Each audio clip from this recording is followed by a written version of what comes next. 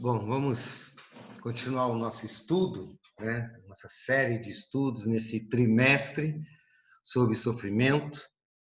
Os textos nós vamos lendo à medida que a gente for caminhando no nosso estudo, não é?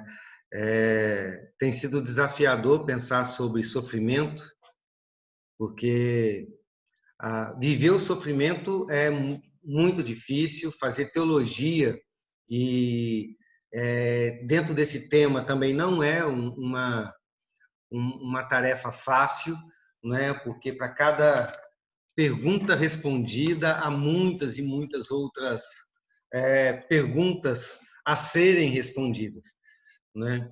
Então, sempre fica uma duvidazinha, sempre fica um questionamento, porque tudo isso é muito maior do que nós. Se toda essa verdade, na verdade, se toda verdade bíblica coubesse na nossa mente, ela seria do nosso tamanho, né? Então, por isso que nenhuma verdade, mesmo aquelas que são mais, vamos dizer, para nós, mais é, é, é, nós temos mais consenso nela, nós temos maior entendimento dela, como, por exemplo, o sacrifício de Jesus Cristo pelos nossos pecados. Todo cristão crê nisto, mas ainda assim essa verdade é maior do que a nossa compreensão.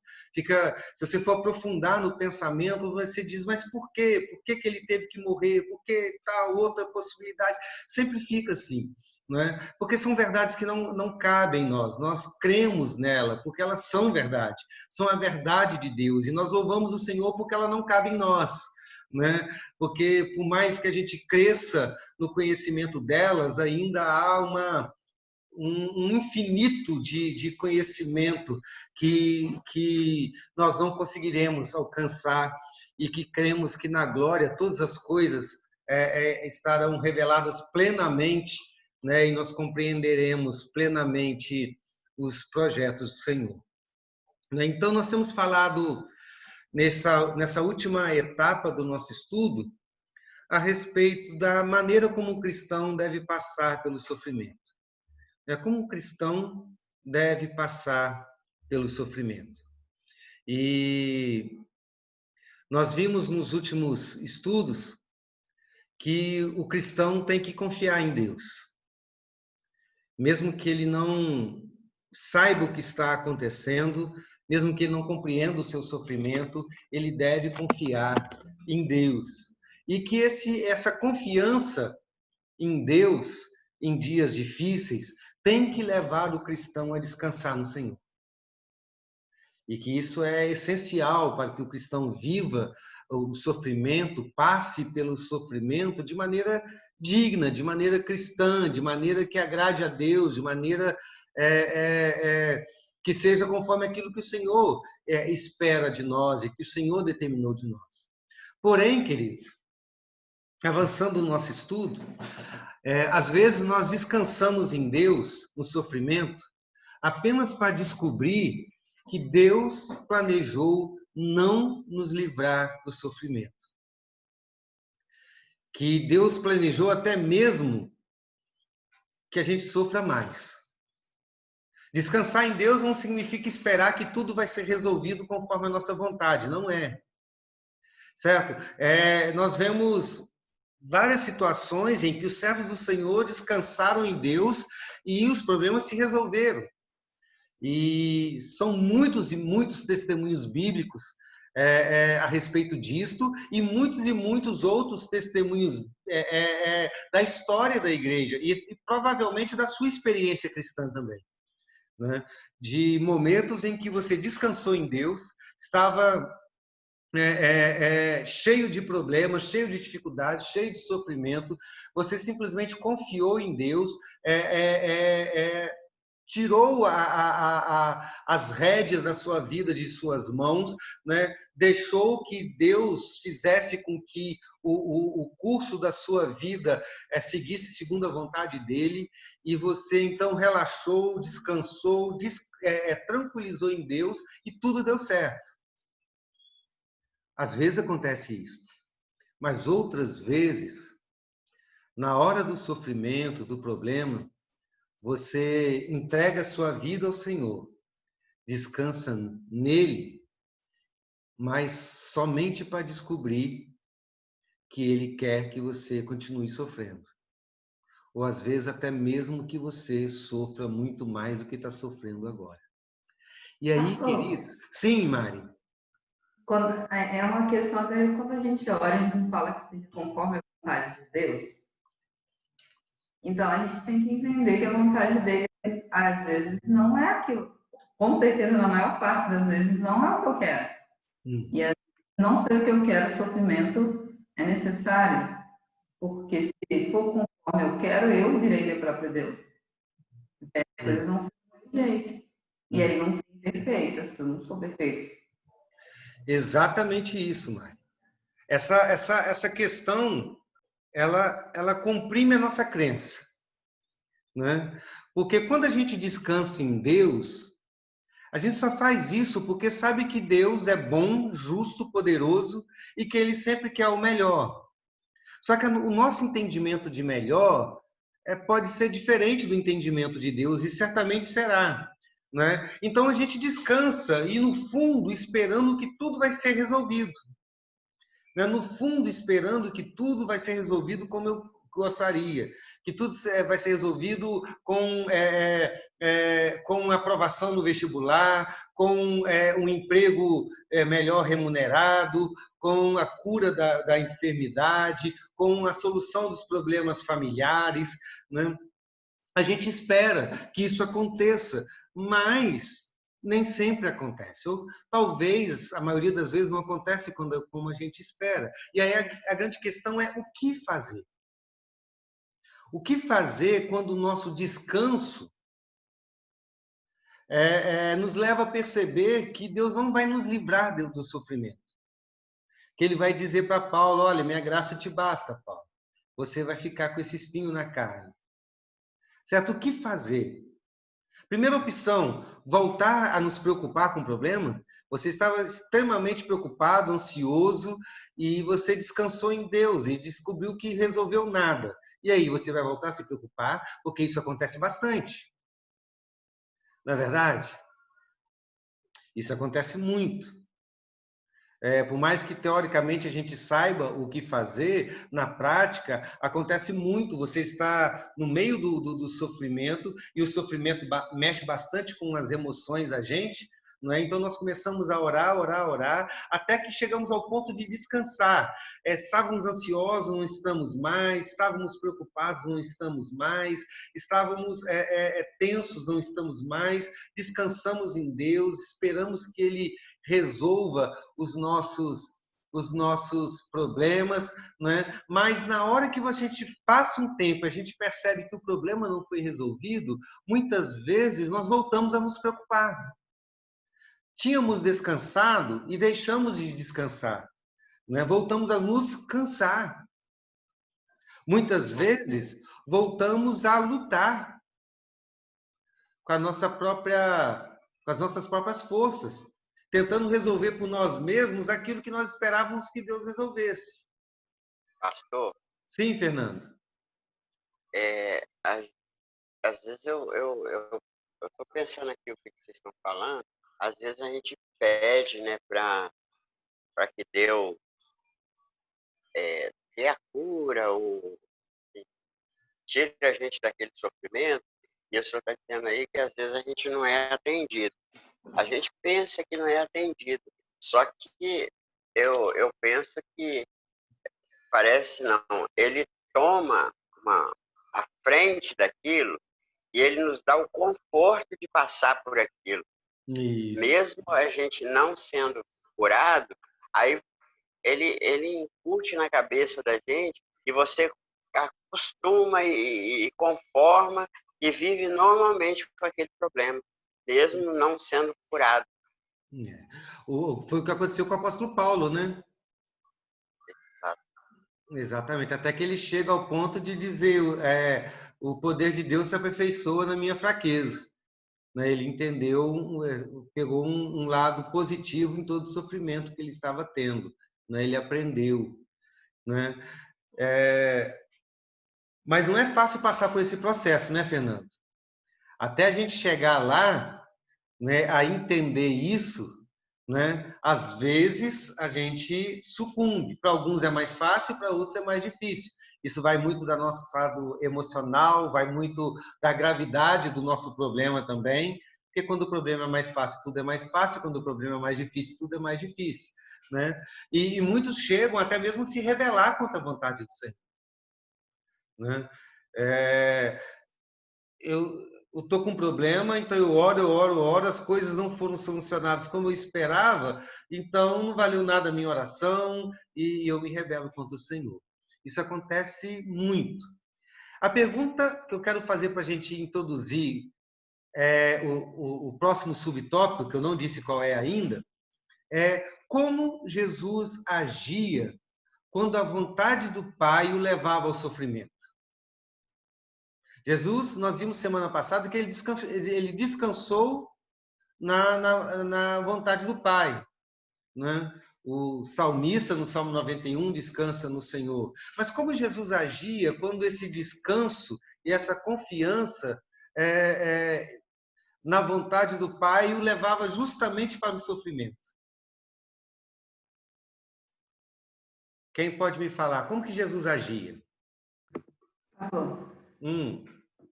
é só a gente lembrar da questão do Getsemane, daquela passagem bíblica, que Jesus vai orar, mas ele já sabe o que vai acontecer, né? Embora ele fosse homem, ele era Deus, ele sabia o que iria acontecer com ele, as dores que ele iria passar, e ele pede para Deus para não passar por aquilo, mas se ele fala que se for para passar, que seja feita a vontade de Deus e não a dele. Então, acho que essa é a forma que a gente deveria agir. É exatamente esse texto e é esse o ponto. O texto básico do nosso estudo é Marcos 14, 36, quando Jesus, lá no Getsemane, diz para Deus na sua oração. Marcos 14, 36. Diz assim o texto, e dizia, Abba, Pai, tudo te é possível. Passa de mim esse cálice. Porém, não seja o que eu quero, e sim o que tu queres.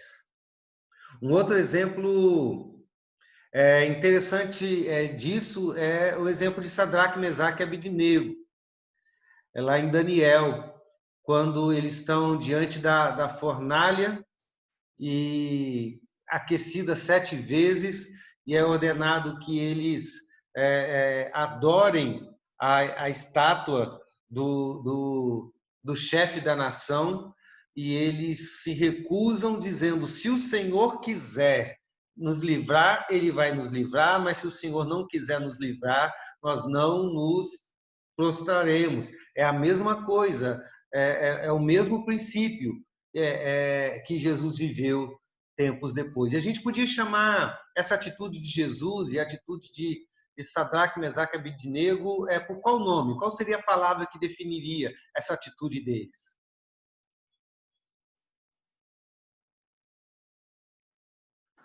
Uma palavra... Eles confiaram, eles tiveram fé, eles creram. Confiar é confiança, é fé, mas é uma Pastor, consequência da confiança. Sim, Lúcia? Eu acho não, o mais importante que acontece nesse processo aí, eu acho que é o ponto-chave da coisa, é quando a gente entende que o Deus, ele quer primeiro curar o lado espiritual, né? A gente entenda que o principal não é curar o corpo, é curar a nossa alma. É verdade. O dia que eu entendi isso, eu convivo melhor com o problema de saúde do Fernando e com os outros problemas aqui em casa. Porque se o Espírito Santo colocou isso na minha mente, no meu coração, ele quer primeiro curar a minha alma, a nossa alma. E o corpo é uma coisa secundária. Se ele curar, ele é Deus. Se não curar, também é Deus, né? Então, se a gente tiver com a alma curada a respeito disso, igual eu entendo isso aí, se Deus não fizer aqui, lá no céu o Fernando vai ser curado. Ele não vai precisar de hemodiálise, ele não vai precisar mais de ter 2 rins, ele só vai precisar de adorar e glorificar a Deus. É isso que esse que é o ponto-chave de entender isso. Para mim, foi isso, entendeu?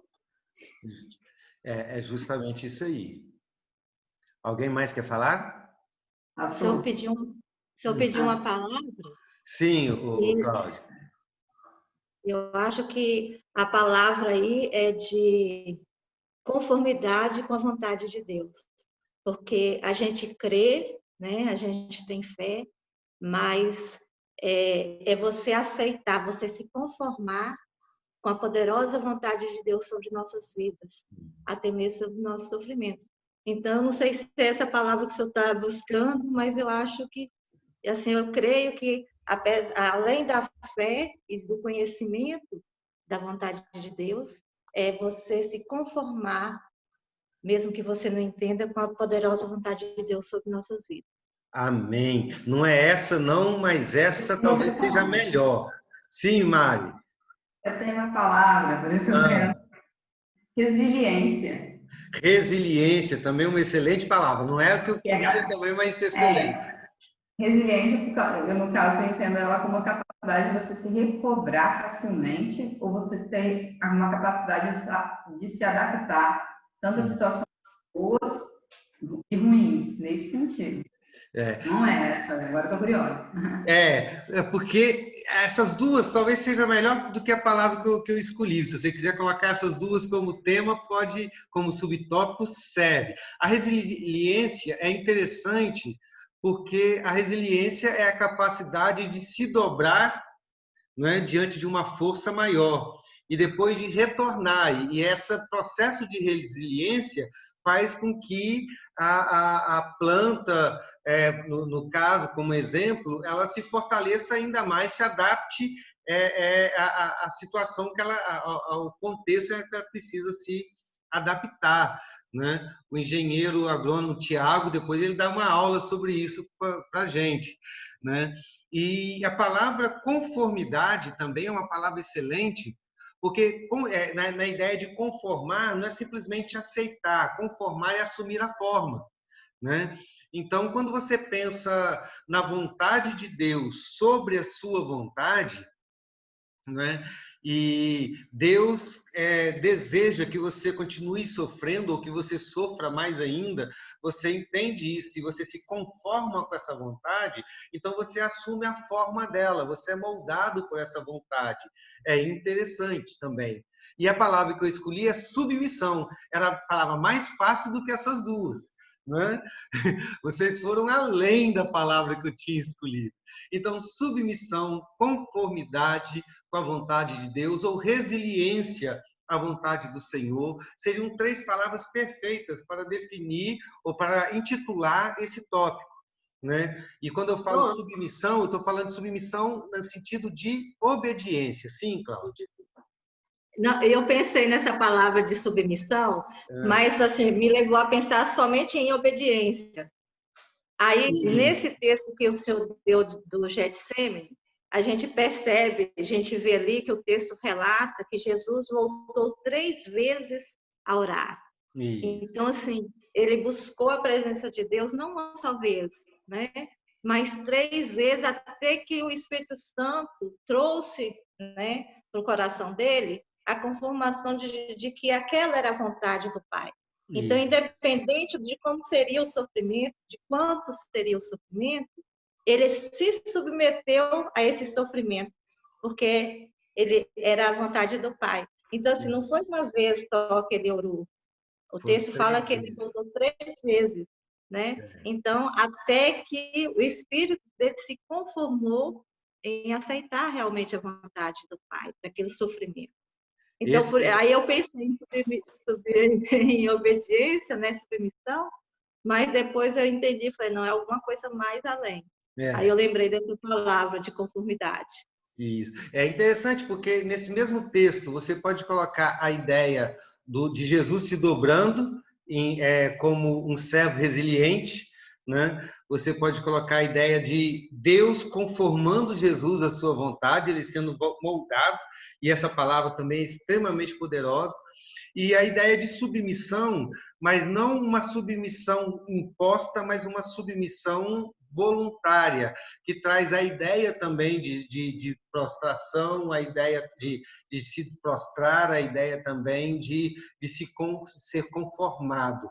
Não é? Então, com essas 3 palavras, a gente desenha na nossa mente o princípio que a gente quer trazer agora, né? De que como um cristão tem que passar pelo sofrimento. Além de tudo aquilo que a gente viu, ele tem que passar de maneira resiliente ou de maneira em conformidade com a vontade de Deus, se conformar, ou com submissão à vontade do Senhor. Tem uma música muito linda, da época da Sueli, ela lembra, do século passado, do grupo Logos. A música é Espinhos, e nela a letra dela diz assim: Senhor Jesus, eu não entendo espinho, mas se a cruz é o fim deste caminho, dá-me mais graça. Ele está falando não da cruz de Jesus, mas da própria cruz, o próprio sofrimento. Não sou maior que o meu Senhor, Jesus Cristo. Apenas servo sou. Apenas servo e nada mais. Se as pontas aguçadas, Grupo Logos, se as pontas aguçadas da coroa te feriram, ó cabeça, eu que sou corpo, parte do teu corpo, não devo reclamar. Basta-me a graça, Senhor. Aí na segunda estrofe ele vai dizer: ainda, Senhor Jesus, ainda não tendo espinhos, mas se o mesmo faz parte da sua cruz, eu o aceito. Não sou maior que o meu Jesus. Não sou maior do que o meu Senhor. Apenas servo sou, apenas servo e nada mais. Então, na primeira estrofe, ele diz: se é essa a tua vontade, se o próprio Cristo passou por sofrimento, não é? Eu não vou reclamar. E na segunda estrofe, ele diz: eu aceito o sofrimento.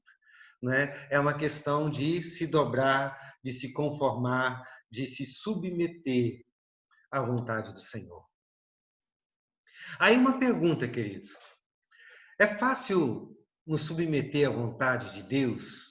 É fácil nos submeter voluntariamente à vontade de qualquer um? Ou reformular a pergunta e deixá-la mais específica. Quando é fácil nos submeter voluntariamente? Sim, Mário. Nunca passou, vou te falar a verdade. Não, olha só. Estou falando assim, baseado em questões, por exemplo, na minha área, que é a lei. Posso de obedecer a lei porque a lei é bonita, é legal. As pessoas obedecem, na maior parte das vezes, coercitivamente, porque elas sabem que, se elas fizerem determinadas coisas, elas vão ser punidas. Então, aí você obedece. Estou falando assim, porque eu, enquanto ser humano, sou ruim. Mas e quando a lei é a meu favor? Aí a pessoa também é ruim também, porque ela é interesseira, só quer saber das coisas a favor dela. Então, quando a lei é a meu favor, é fácil me submeter, não é? Sim, aí sim. Só é fácil se submeter, então, quando as coisas estão indo bem. Isso. É fácil submeter somente quando a submissão atende à nossa vontade. Aí é fácil. Por exemplo, se você disser a uma criança, vamos na rua tomar um sorvete, ela vai te obedecer voluntariamente? Fácil, fácil. Se ela gostar de sorvete, na hora ela se submete à sua vontade. Mas se você chamar essa mesma criança, que não seja o Zu, porque o Rafael, que ele responderia diferente, mas se você chamar para essa mesma criança e dissesse para ela: olha, vamos sentar aqui e estudar matemática. Né? A maioria não submeteria voluntariamente. Né? Não haveria, se houvesse submissão, não seria nada voluntário e muito menos prazerosa. Né? Então, essa é a grande questão. É fácil falar de submissão à vontade de Deus, mas é fácil falar de submissão à vontade de Deus na área em que para a gente é fácil. Você já viu crente cheio de pecado condenando outros crentes pelos seus pecados? Né? Para mim, vamos supor, eu Para mim, eu acho de boa ficar, não fazer fofoca. Para mim é fácil, né? Então eu não fofoco, né? Eu não levanto falso testemunho contra ninguém, porque eu não gosto de fofoca, né? E aí eu gosto de usar a Bíblia para falar que fofoca é pecado e condenar todas as pessoas que fazem fofoca, que denigrem o nome das pessoas, porque para mim isso é fácil. Eu não gosto de falar palavrão, então eu uso todos os textos bíblicos para apontar o erro das pessoas, dizendo, olha, vocês não podem falar palavrão, a boca de vocês tem que sair apenas palavras santas, porque isso é pecado e tal. Essas leis eu me submeto fácil, porque nessa hipótese, isso é fácil para mim, mas tem outros pecados que eu mantenho, e eu meio que escondo esses textos bíblicos, que nessas áreas é mais difícil me submeter. Então, a gente faz isso constantemente. A gente abre a Bíblia e, consciente ou inconscientemente, elege aqueles textos que, para a gente, é fácil a gente seguir, né? E aqueles outros que são difíceis, né, meio que a gente deixa para trás, porque a gente se sente justificado, porque eu obedeço isso. Então, já que eu obedeço tudo isso, eu não preciso me preocupar tanto com aquilo que eu não obedeço, com que eu não obedeço, né? Então, a submissão, ela só é fácil quando ela me atende, quando ela me agrada, quando ela satisfaz o meu ego, né? Mas quando a gente fala de submissão na hora do sofrimento, aí é complicado, porque o sofrimento nunca satisfaz o nosso ego, a não ser que sejamos masoquistas. A não ser que sejamos aquelas pessoas que têm prazer no sofrimento, mas não somos loucos, então nenhum de nós tem prazer no sofrimento. E se não temos prazer no sofrimento, é difícil nos submeter, né? E isso que encanta na atitude de Jesus Cristo, ou de Sadraque, Mesaque e Abednego, e na atitude de tantos e tantos e tantos cristãos que em toda a história se submeteu a Deus, à vontade do Senhor, diante do sofrimento, né? Como a Claudinha até disse, no último comentário dela, né, Jesus, ele, lá no versículo 33 do capítulo 14 de Marcos, diz que ele estava tomado de pavor e de angústia. No versículo 34 diz que ele estava triste até a morte, né? E nesse momento ele ora por 3 vezes, a Claudinha disse, pedindo para que Deus passasse dele o cálice. Às vezes a gente olha só a segunda parte do texto e não olha a primeira parte. Jesus orou pelo fim da cruz. Pastor, me explica isso. Nunca te explico, né? Nunca te explicarei, né? O que realmente aconteceu ali. Mas Jesus orou, se possível, passa de mim esse cálice. Só que essa primeira parte da oração é um tipo de oração que nós faríamos. Senhor, se for da tua vontade, me cura dessa enfermidade. Se for da tua vontade, sara o meu filho. Se for da tua vontade, resolve o meu problema financeiro. É o tipo de oração que a gente faria de boa. Só que Jesus complementa a oração. Essa parte não vem sozinha. Ela vem com um complemento. E esse complemento ele diz, mas seja feita o que tu queres e não o que eu quero. E essa segunda parte já é mais difícil de dizer. Pode até ser que a gente diga isso no começo da história, né? Você está sofrendo, dizendo, Senhor, se for da tua vontade, me livra disso, mas seja feita a tua vontade, seja feita a tua vontade. E a dor começa a aumentar, e o tempo começa a passar, e é possível que a gente mude a nossa oração, ou continue orando assim, mas não com a mesma sinceridade, né? E é interessante que logo após orar pela 3ª vez, né, Jesus sai da sua oração, encontra os discípulos dormindo novamente, acorda os discípulos e ele chama os discípulos e diz, vamos embora porque o traidor já está vindo. Então Jesus vai em direção aos soldados que iriam prender ele, não é? Então isso é tremendo. Ele não apenas ora dizendo seja feita a sua vontade, mas ele caminha em direção à vontade do Pai. Ele vai ao encontro daqueles que iriam prendê-lo e levá-lo à cruz. Isso é tremendo, né? E essa atitude de Jesus não é uma atitude que tem sido aceita como desejável hoje em dia. Porque hoje em dia, o que as pessoas querem é vitória sobre o sofrimento. O que as pessoas desejam é livramento. É por isso, eu já vou passar a palavra para você, Tiago, é por isso que existe todo esse dilema a respeito do sofrimento. Por que Deus permite que o cristão sofra? Porque no fundo do nosso coração, nós queremos não a submissão, nós queremos é o livramento. E para nós, o livramento é a vitória. Sim, Tiago? Sim, eu me recordei do texto de Hebreus. O escritor escreve em Hebreus 12:2 assim: olhando firmemente para o autor e consumador da nossa fé, Jesus, o qual, em troca da alegria que lhe estava proposta, suportou a cruz. Então, ele está dizendo que Jesus escolheu sofrer para depois se alegrar, e quando toda a sua morte, como as dores, né, como esse próprio texto diz, e o nosso credo apostólico diz que Jesus desceu ao inferno, sofreu todas as dores que alguém poderia, maior que alguém poderia sofrer, porque era Deus. Ele trocou a alegria que poderia ter evitado ficar no céu, sofrer, para depois se alegrar.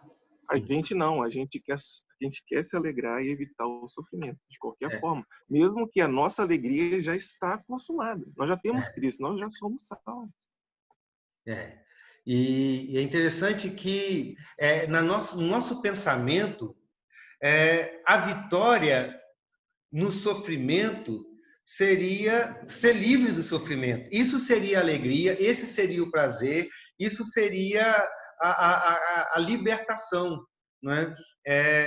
Sermos tirados do sofrimento, não é? Isso é por causa de um falso conceito que as pessoas têm de vitória, não é? Porque na nossa cultura, no nosso pensamento, o vencedor é aquele que faz com que o outro sucumba diante de você, que a sua vontade prevaleça, não é?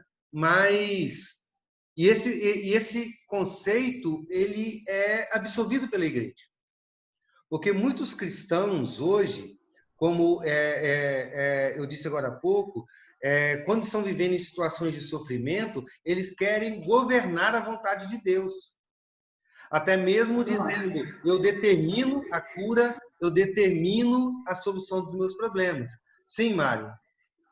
Eu estava vendo, é uma série, estava vendo um seriado esses dias, estava mostrando quando as pessoas morriam, que elas iam para um lugar bom ou para um lugar ruim. E que isso era pontuado. Eu vi essa série. Isso era pontuado de acordo com as atitudes que você tinha na sua fé. Tipo assim, se você fizesse coisas boas, você iria para um lugar bom. Se você fizesse coisas ruins, do ponto de vista lá. Aí, em determinado momento, eles têm uma segunda chance de voltar para a Terra, e aí eles começam a fazer só coisas boas, para tentar, quase morrer. Só que aí, o que acontece?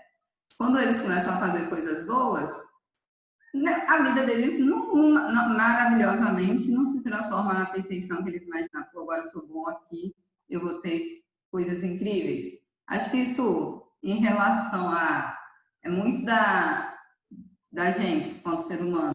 A gente faz as coisas esperando não sofrer, esperando que o fato de ser bom, eu vou ser recompensado aqui, da forma como eu quero, com as coisas que eu devo, tipo assim, com as coisas que eu acho que são boas. Eu não penso, eu já sou salvo, isso daí, tipo assim, estou falando, a maior parte, isso já é a minha grande vitória, é isso que eu tenho. Jesus já morreu por mim, a maior coisa que eu poderia ter ganho na vida é a salvação, que eu não mereço, mas eu ganhei. Então, assim, a gente faz coisas esperando, às vezes, aplauso, recompensa, tudo aqui. E por isso que é tão difícil para o ser humano lidar com o sofrimento. Porque ele não entende, às vezes, mas eu fiz isso certinho. Por que eu estou sofrendo agora? Porque a vontade de Deus não é sua, é mais ou menos isso. É isso mesmo, não é? Usando o que a nossa irmã Érica disse aqui no chat, nós precisamos nos conformar, confiar e descansar, não é? Mas, infelizmente, a gente quer fazer justamente o contrário. A gente acha que a oração foi resolvida, o problema foi resolvido quando nós fomos libertos do sofrimento, não é? Mas qual é a verdadeira vitória na oração, queridos? É quando Deus faz a nossa vontade ou quando nós nos submetemos à vontade de Deus? Qual é a verdadeira oração da fé? É quando nós determinamos a cura? Essa é uma oração da fé? Ou quando nós dizemos, Pai, se for necessário a doença, eu aceito, basta minha graça. Né? Confiar, descansar, conformar. Né? Então, é muito fácil a gente dizer isso aqui, mas na prática eu sei que é difícil, mas a vontade do Senhor sempre é a melhor. Né? Mesmo que eu pense que o melhor seria a cura. Né? Se Jesus, usando o exemplo que o Tiago trouxe, né, o que ele disse, se a cruz fosse retirado do caminho de Jesus, haveria sim uma alegria imediata, um alívio imediato, mas isso seria vitória ou derrota? Seria melhor ou pior? Né? Então, traz isso para a sua realidade, para o seu sofrimento. Não é? A nossa mente, ela teima em dizer, não, se o meu sofrimento for retirado agora, isso vai ser o melhor. Será mesmo? Vai ser mesmo o melhor? Nós sabemos de fato o que é melhor? Se o meu sofrimento for retirado agora, vai ser melhor para mim ou melhor para Deus? Melhor para quem? Sabe? Então, esse pensamento ele é muito reducionista e ele faz com que a nossa vontade, a nossa opinião e nosso prazer seja o centro do universo, o centro até mesmo da vontade do Senhor. Mas está muito longe de ser.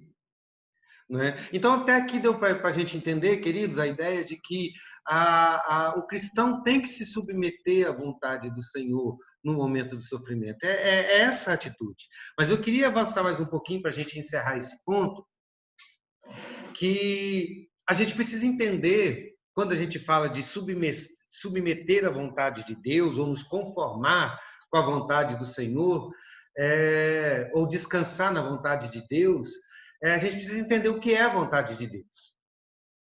Porque a gente tem um entendimento muito superficial disso.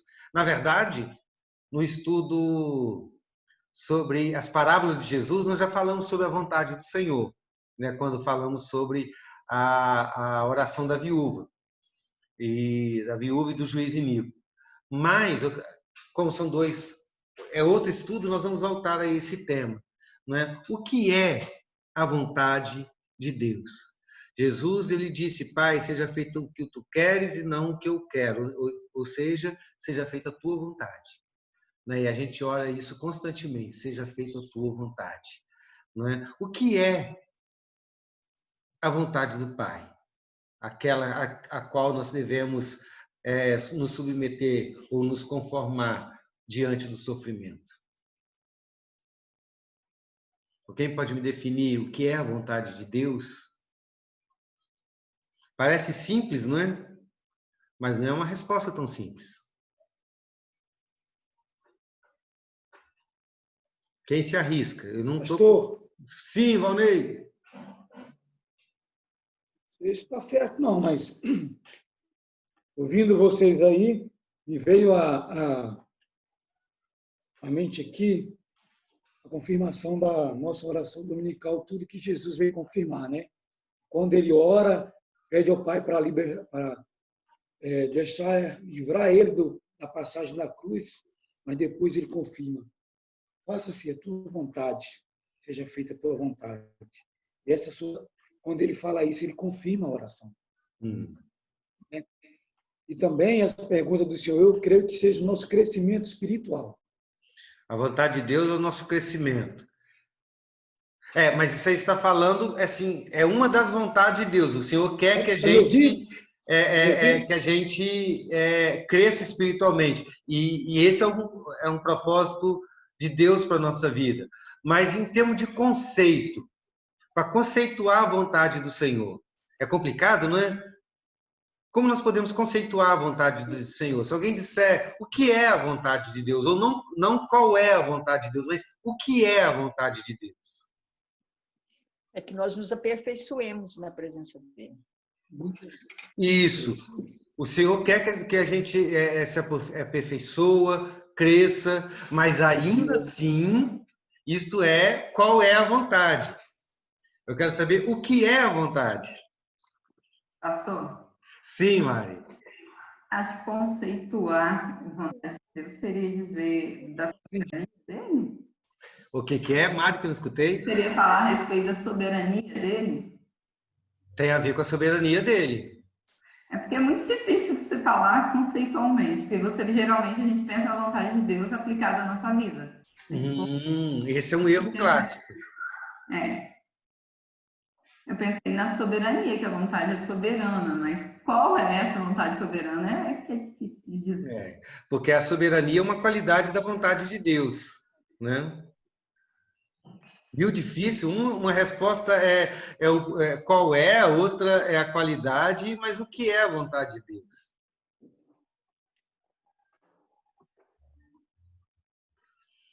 Vamos lá. Primeiro eu quero falar o que não é a vontade de Deus. Ô, pastor. Cíntia, Neide? Não é que nós busquemos a santidade, sejamos santos como ele é santo? Isso. Mas isso também é qual é a vontade de Deus, e não o que é. Vou falar primeiro o que não é a vontade de Deus, depois eu vou falar o que é a vontade de Deus. A vontade de Deus não é prioritariamente algo centrado em nós. Esse é o primeiro erro que a gente tem. Pensar que a vontade de Deus é aquilo que Deus deseja para mim. Basicamente, prioritariamente, como se nós fôssemos o centro da obra de Deus no mundo. Então, geralmente, quando a gente ora pedindo que Deus faça a vontade dele, geralmente a gente está pedindo para que Deus faça o projeto que ele tem para a minha vida. Como se a vontade de Deus resumisse nisso. Né? O que o Senhor quer para mim? Que eu vá para a direita ou que eu vá para a esquerda? Que a minha doença seja curada ou que a minha doença não seja curada? Como se a vontade de Deus prioritariamente tratasse a meu respeito, mas ela não trata. E a vontade de Deus também não tem como objetivo último o meu bem-estar nessa vida. Foi o que a nossa irmã Lúcia falou agora há pouco. Como se esta vida fosse o sentido da minha existência.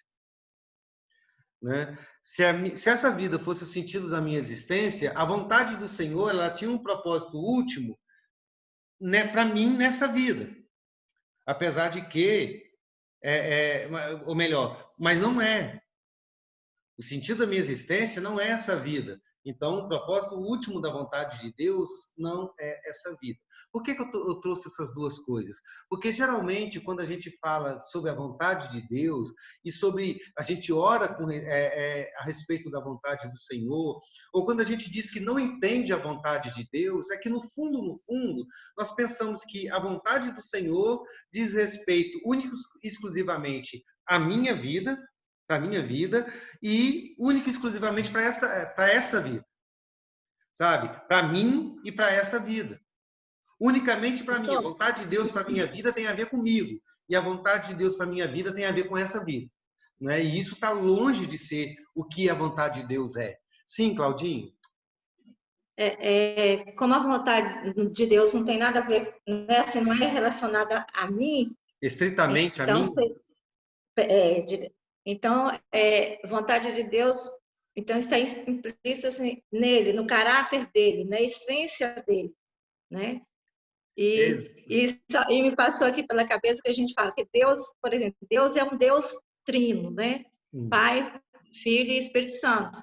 Mas é uma vontade só. Não existe a vontade do Filho, não existe a vontade do Espírito e nem a vontade do Pai em separado. É uma vontade, a vontade de Deus, né? Então, seria exatamente a essência, né, do caráter de Deus. Exatamente isso. E abrir um parênteses, então, naquilo que a Claudinha falou, só para elucidar, e foi muito bom, que quando a gente coloca Jesus orando, seja feita o que tu queres, não o que eu quero, você entende essa oração como a oração da natureza humana de Jesus, porque a vontade do Pai e do Filho, Deus Pai e Deus Filho, sempre foi a mesma. Uma boa contribuição, Claudinha. E voltando, então, o nosso ponto principal que a Claudinha trouxe aqui, né, fechando esse parêntese, é justamente o que a Claudinha disse. Os irmãos estão compreendendo, queridos, até aqui? A vontade de Deus, ela não diz restritamente ou prioritariamente a mim. É a vontade de Deus para a minha vida, como se a minha vida fosse isolada, como se eu fosse o centro da existência. E nem mesmo diz respeito à vontade de Deus para a minha vida aqui na Terra, como se o sentido da minha existência fosse a minha vida aqui na Terra. Como a Claudinha bem disse, a vontade de Deus é a expressão daquilo que Deus é, ou de quem Deus é. A vontade de Deus é a própria manifestação de Deus. Deus é santo, a vontade dele é santa. Deus é puro, a vontade de Deus é puro. Deus é soberano, a vontade de Deus é soberana. A vontade de Deus são todos os atributos divinos se movendo em direção da implementação do seu caráter em todas as coisas. Sabe? É Deus se movendo para que tudo aquilo que ele queira, ele deseja implementar, seja implementado. No que diz respeito à humanidade, por exemplo, a vontade de Deus é a manifestação de sua glória.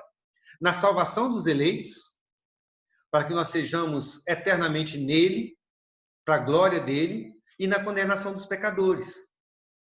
Na salvação dos eleitos e na condenação dos pecadores, Deus manifesta a sua vontade, ou Deus manifesta o seu ser, Deus manifesta o seu caráter, Deus manifesta a sua bondade, Deus manifesta a sua justiça, Deus manifesta a sua santidade, Deus manifesta a sua glória, Deus manifesta a sua soberania, Deus manifesta tudo aquilo que Deus é. Então, essa é a vontade de Deus. A vontade de Deus é o ser de Deus se estabelecendo como soberano, como santo, como justo em todas as coisas. Portanto, queridos, a vontade de Deus, independente de qual ela seja, será sempre perfeita, santa, justa, sábia e boa. Porém, um homem, sendo um ególatra por natureza, principalmente quando está sofrendo, ele quer reduzir a vontade de Deus ao seu bem-estar. Como se a vontade de Deus dissesse respeito à minha dor de cabeça, ao meu problema com o meu patrão. Sabe, a vontade de Deus é muito acima disso. Tem a ver com quem Deus é, né? E a maneira como o ser de Deus se manifesta na minha vida. Então, dentro dessa manifestação da vontade de Deus na minha vida, pode ser desejoso para Ele que eu sofra ou que eu não sofra. Que o problema seja resolvido ou que o problema não seja resolvido. E aí que vem a vontade dele que eu cresça, a vontade dele que eu seja aperfeiçoado em santidade, a vontade dele que eu pregue a palavra, a vontade dele que eu seja santo, a vontade dele que eu ame, que eu perdoe, que os problemas sejam solucionados, os problemas de relacionamento sejam solucionados ou não, não é? Aí que a vontade de Deus se manifesta na minha vida. Eu estou sofrendo agora, está doendo. Como Paulo, por exemplo, que sofria aquele espinho na carne, que ninguém sabe o que é, provavelmente uma enfermidade. Ele pedia, Senhor, tira o espinho na carne, tira o espinho na carne, tira o espinho na carne. Mas isso dizia respeito apenas a Paulo. diz respeito apenas a essa vida. A vontade de Deus, que é muito maior do que isso, que é a própria manifestação da existência de Deus, do ser de Deus na vida de Paulo, queria aperfeiçoá-lo na fraqueza. Certo? Então, a vontade de Deus soberana queria fazer com que a cruz levasse os eleitos de Deus à salvação e os não eleitos à condenação. Então, essa é a vontade de Deus. Ela é muito maior do que nós. Então, não existe qualquer outra possibilidade cristã no momento do sofrimento e em todos os momentos da sua vida que não se submeter. Porque não se submeter à vontade de Deus é se rebelar contra o próprio ser de Deus. Não é contra apenas uma vontade, da maneira como nós entendemos, um querer de Deus. Tem a ver com se rebelar contra o próprio Deus. E isto é muito sério. É por isso que o cristianismo, ele é, em essência também, a morte do nosso ego. É a anulação da nossa vontade. Porque Deus é e nós não somos. Então, ele pode ter vontade. E a nossa vontade só pode ser submissa a ele. Ou submissa à vontade dele. É por isso que Jesus disse em Marcos 8,34, aquele que quer ser meu discípulo, a si mesmo se negue. Tome a sua cruz e me siga. Isso significa não gostar, senão daquilo que Deus gosta. Não desejar, senão aquilo que Deus deseja. Não receber com paciência toda a vontade de Deus. E se colocar passivamente diante da vontade do Senhor. Se conformar, deixar ser moldado a essa vontade. E se submeter à vontade de Deus é preferir até mesmo o sofrimento. Se isso faz com que Deus se manifeste como Ele é e como Ele deseja se manifestar na nossa vida. Isso é maravilhoso, queridos. Porque se fosse possível moldar o agir de Deus ou a vontade de Deus conforme a nossa vontade, nós reduziríamos Deus ao nosso tamanho. Mas quando nos submetemos a Deus, nós crescemos. Porque, como diz Isaías 55, versículo 9, os pensamentos de Deus são mais altos que os nossos pensamentos. Como diz os céus e a terra, o Oriente e do Ocidente. Os pensamentos do Senhor são muito mais altos que o nosso. A vontade de Deus sempre é justa, é perfeita, sempre é melhor. Romanos capítulo 8, versículo 28. Então, queridos, nós precisamos confiar em Deus, com aquela confiança genuína que nós estudamos alguns domingos atrás. Aquela que diz que é fruto do nosso relacionamento com Ele. Uma confiança que nos leva à submissão à sua vontade. Senhor, faça a tua vontade. Seja feito o que tu queres e não o que eu quero. Mesmo que seja a dor, mesmo que seja a morte. Viver a vontade do Pai é a verdadeira vitória no sofrimento. Sempre será a verdadeira vitória no sofrimento. Agora, voltando ao que a Mari disse no início, quando eu perguntei se é fácil. Não é fácil. Na verdade, é impossível.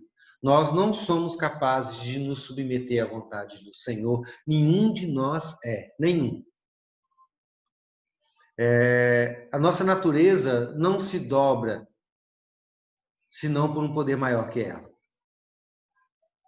Ela não dobra a si própria. É por isso que o homem nunca pode ir a Deus se Deus primeiro não trouxer.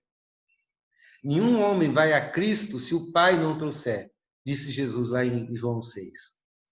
Porque a natureza do homem não se dobra se não for por um poder maior. Então nós precisamos clamar que o próprio Deus nos dobre.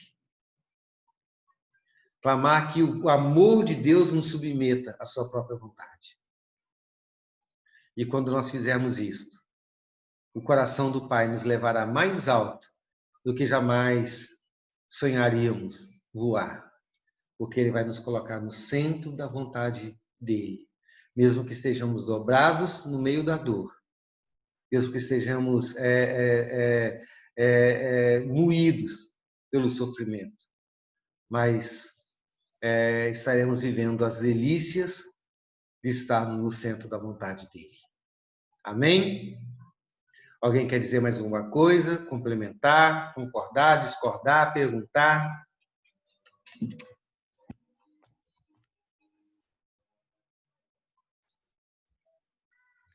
Se não, então, nós vamos encerrar o nosso estudo dessa manhã. Lembrando que hoje à noite nós temos culto, né? Então, logo agora eu vou postar, se eu não esquecer, mas espero que não, o link do culto, e você pode convidar outras pessoas a participarem conosco. E lembrar de continuar orando pela família da nossa irmã Zelina, que Deus possa confortar as nossas irmãs e sustentá-las nesse momento de dor. Né? Pastor? Sim, Mário. Esse tema do sofrimento, ele ainda tem, você sabe mais ou menos quantos domingos? Ainda não. Na verdade, se eu fosse falar tudo, daria mais de um mês ainda, né? Mas eu estou pensando em reduzir para a gente ir já encerrando. Fala tudo. Porque você já tem um outro tema para propor, Mari? Não, quero que você fale tudo. Esse tema é muito bom. Então tá bom. Mas senão acaba ficando extenso demais, né? Mas eu estou pensando aí, cada semana eu vou olhando, mesmo porque também a gente tem que saber, porque isso é um estudo da Escola Bíblica Dominical, né? A gente não sabe quanto tempo a gente vai continuar nesse formato, né? Depois da reunião do conselho, o quadro da cidade mudou. A Andressa falou que até assustou, porque teve na rua ontem, ela achava mais pessoas sem máscara do que com máscara. Eu acho que em Alegre está tudo liberado agora, né? Não deveria estar. Liberado, eu acho que não está. Não está. Né? As pessoas estão esquecendo que risco... risco baixo ainda é risco. Risco baixo ainda é risco, né? Mas... Pode seguir. Então, a gente não sabe quanto tempo ainda a gente vai ficar, né? Pode ser menos tempo. Então, eu não sei quanto tempo, como vai voltar a Escola Bíblica Dominical, que eu tenho que reunir com as nossas superintendentes, né? Então, eu não sei até quando a gente vai continuar esse estudo, né? Do jeito que a gente está, certo?